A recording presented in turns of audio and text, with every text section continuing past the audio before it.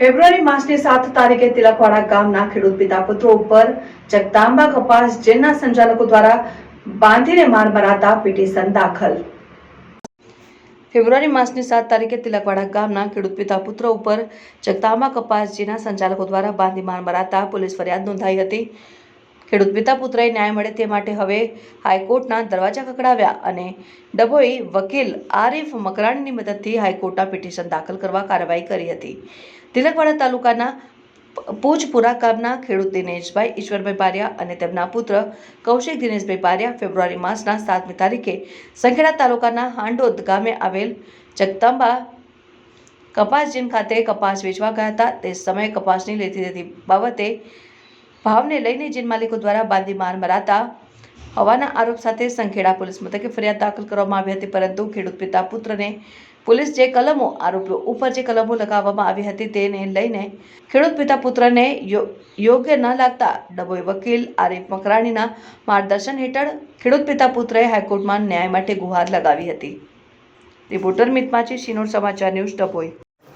હાંડોદ ખાતે અમે જગદંબા જીનમાં કપાસ વેચવા ગયેલા 7/2/2025 તો અમારો કપાસનો ભાવ 7,172 પાડેલો, 7172। એટલે અમે કપાસને મને ભાવ યોગ્ય ના મળ્યા એટલે અમે અમારો કપાસ ભરાઈ લીધો એટલે અમે પાછા કોર્ટે ટોલાવા ગયા।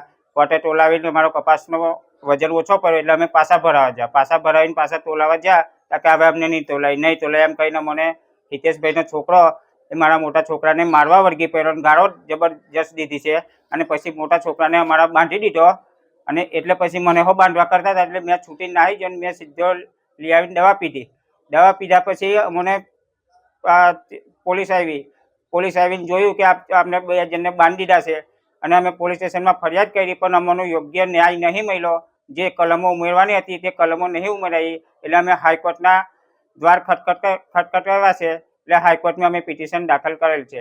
7/2/2025 રોજ સંખેડા તાલુકામાં હાંડોદ ગામ પાસે આવેલ જગદંબા જે કપાસની મિલ છે અને તેમાં ખેડૂતો દ્વારા કપાસ આપવામાં આવે છે અને તેનો યોગ્ય ભાવ તેઓને આપવામાં આવતો ન હોય અને તે બાબતે જે કપાસની જીનના જે માલિકો હતા તે માલિકો દ્વારા તેમના ત્યાં કામ કરતા મજૂરો દ્વારા તથા કેટલાક અન્ય તેમના અધિકારીઓ દ્વારા કપાસની જીનમાં આ ખેડૂતને બાંધીને તથા તેમના પુત્રને બાંધીને ઢોર મારવામાં આવેલો અને ત્યાં 200 થી 300 વ્યક્તિઓ ત્યાં હાજર હતા।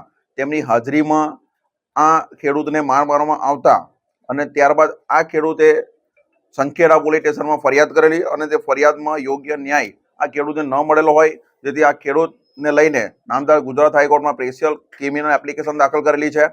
હવે આગળની કાર્યવાહી નામદાર કોર્ટ પર છોડેલ છે।